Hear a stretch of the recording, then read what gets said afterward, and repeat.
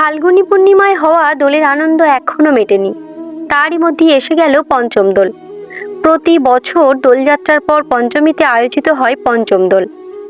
শাস্ত্রমতে দোলের মতোই পঞ্চম দোলেরও এক বিশেষ গুরুত্ব রয়েছে। কি এই গুরুত্ব? বাংলায় দোলে রাধাকৃষ্ণের চেয়েও বেশি মাত্রায় রয়েছেন চৈতন্যদেব। ফাল্গুন পূর্ণিমা তিথি, নক্ষত্র ফাল্গুনী, জন্ম লোভিল গোরা গৌর গুণমণি। ফাল্গুন মাসে পূর্ণিমা তিথিতে নক্ষত্র ফাল্গুনীতে জন্মগ্রহণ করলেন সচিমাতা ও জগন্নাথ মিশ্রদেবের ঘর আলো করে গৌর গুণমণি। তাই ফাল্গুন মাসে পূর্ণিমা তিথিকে অর্থাৎ দোল পূর্ণিমাকে গৌর গুণমণির জন্মতিথি হিসাবে পালন করে আসছেন লাখো লাখো ভক্ত। তবে আসুন আজ আমরা এই ভিডিওর মাধ্যমে পঞ্চম দোল সম্পর্কে জানব। তবে গৌরহরির এই আধ্যাত্মিকমূলক ভিডিও শোনার আগে আমি আপনাদের কাছে বিশেষভাবে অনুরোধ করব চ্যানেলটিকে সাবস্ক্রাইব করে আমার সঙ্গে থাকার, পাশে থাকা বেল আইকনটিও প্রেস করে রাখতে বলবো, যাতে এই চ্যানেলের যে কোনো ভিডিও সব থেকে আগে আপনাদের কাছে পৌঁছায়। চলুন গৌরহরির নাম নিয়ে আজ ভিডিওটা শুরু করা যাক। কেন পঞ্চম দোল পালন করা হয়?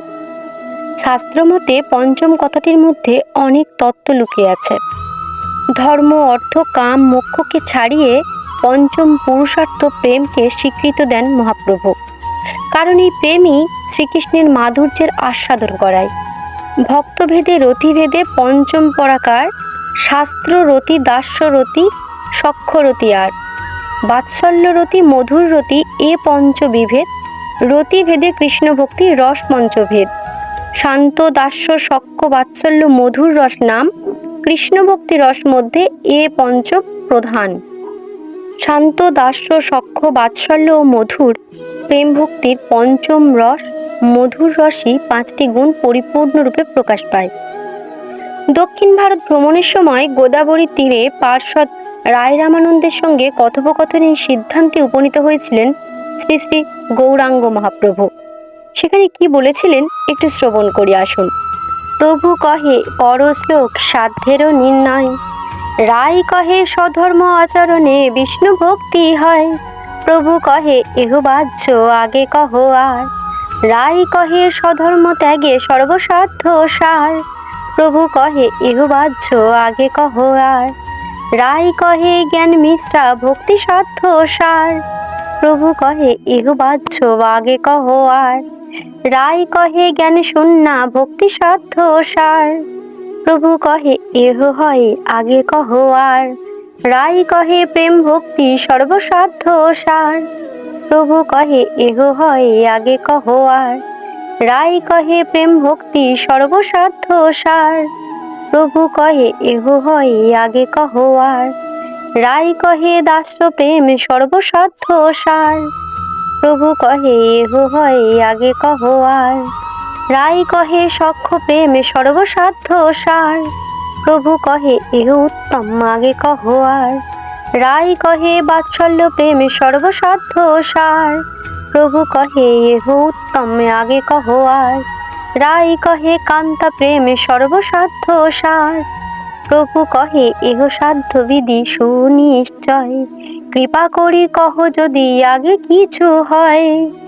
রায় কহে ইহার আগে পুছে হেন জনে, এতদিন নাহি জানি আছি এ ভুবনে। রায় কহে রাধার প্রেমে সাধ্য শিরোমণি, যাহার মহিমা সর্বশাস্ত্রেতে বাখানি। সেই মতো পঞ্চম দোল পালন গৌড়ীয় বৈষ্ণবদের অন্যতম রীতি।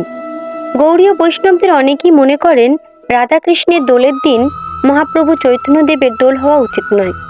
তাই মহাপ্রভুর জন্য পালন করা হয় পঞ্চম দোল। কথিত আছে পঞ্চম দোলের সময় শ্রীকৃষ্ণ সখা ও সখীদের সঙ্গে করে দোলায় চেপে আনন্দ করতেন। তাই অনেক জায়গায় পঞ্চম দোলে পালকিতে চাপিয়ে দেবমূর্তিকে ঘোরানো হয়। বিভিন্ন জায়গায় সকালে রাধা, রামমোহন জিও এবং সেবিত গোপাল, নিতাই গৌর সহ সমস্ত মূর্তি পঞ্চম দোলের মন্দিরে বের করা হয়। সেখানে ভোগ আরতির মাধ্যমে ভোগ নিবেদন করা হয়। এরপর চৈতন্যদেবের পায়ে আবির দিয়ে শুরু হয় দোলযাত্রার সূচনা। ভক্তরা এক এক করে এসে চৈতন্যদেবের পায়ে আবির দেন ও আশীর্বাদ লাভ করেন। আর এই পঞ্চম দোলের আগের দিন অনেক জায়গায় আবার ন্যাড়া পোড়াও হয়। এই পঞ্চম দোলের দিন শ্রীধাম নবদ্বীপে যেমন শ্রীবাস অঙ্গনে পঞ্চম দোল উৎসব উপলক্ষে মহা উৎসবে আয়োজন করা হয়, এছাড়াও রাজ্যের অন্যতর মহা সমারোহে পালিত হয় গৌরহরির পঞ্চম দোল। জয় শ্রীকৃষ্ণ, জয় গৌরহরি, জয় নিতাই।